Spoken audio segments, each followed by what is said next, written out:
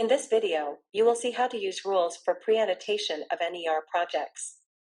Rules are used to speed up the manual annotation process. Once a rule is defined, it is available for use in any project. However, for defining and running the rules, we will need a Spark NLP for healthcare license. To create a new rule, open the Rules page under the Models Hub. Next, click on the Add Rules button from the top right corner. A pop-up form input will show up for defining the rule configurations. Provide a name for this rule. This name will be the name of the label that will be available in the project taxonomy. Next, select the rule scope. This parameter has two values, document and sentence. When the sentence option is selected, the match is verified for each token of a sentence. When the document option is selected, the match is verified at the sentence level for all sentences of a document. Here, we will select Document. Next, select the match scope.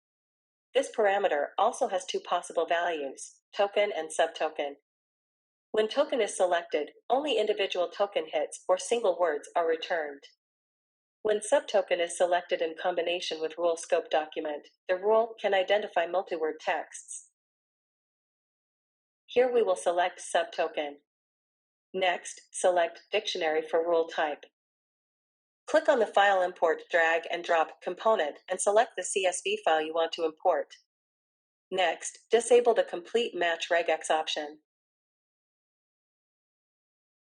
Now, click on Save Rule to create the rule configuration. Let's do another one for the regex rule type. Provide a name for this rule. Select Sentence for the rule scope and subtoken for the match scope. Select regex as the rule type and provide the regular expression to use. Disable the Complete Match regex option and provide the values for context length and exception distance. The context length determines the character limit up to which the list of words provided in the prefix and suffix will be searched for to accept the regex match, whereas the exception distance determines the character limit up to which the list of words provided in the exception will be searched for to ignore the regex match. Provide the list of words that can potentially appear in the suffix for this entity. Similarly, provide the list of words that must not appear as prefixes or suffixes in the context exception keyword field. Now, click on Save Rule. Following a similar approach, create the remaining other rule configurations. Now, we will create a new NER project for recipe processing. Provide a name for this project, a short description, and a link to the annotation guidelines. Click on Next. From the Add Team Members page, you can add users to your project by assigning appropriate roles to them. For this tutorial, we will skip this part. Now, on the project configuration page, select the named entity recognition template from the text content type. Continue by clicking on Next. You can skip the predefined labels. On the Rules step, you can see that the rules created earlier are now available for use. Select the rules you want to use for pre-annotation from the available rules container. Then click on Add Rules to add those to the project. Continue by clicking on Next. Now on the Customize Label step, switch to Code Editor and remove the unwanted labels directly from the XML config. You can also remove the labels using the Visual Editor. Next, click on Save Config. A pop-up shows up and asks you if you want to deploy the pre-annotation server after saving the config. Click on Yes.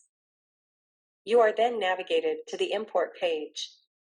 Click on the File Import Drag and Drop component on the right and select the file you want to import. Here we will import a JSON file containing some recipe data. Next, click on Import. Once the import job is complete, a pop-up will show up. Continue by clicking on Explore Tasks, which will navigate you to the Tasks page. Here we can see that the recipe data imported earlier are now listed as individual tasks. You can now start pre-annotating these tasks by clicking on the Pre-annotate button in the top right corner. As you see, a pop-up showed up informing the model server is still deploying. It means the pre-annotation server is not ready yet.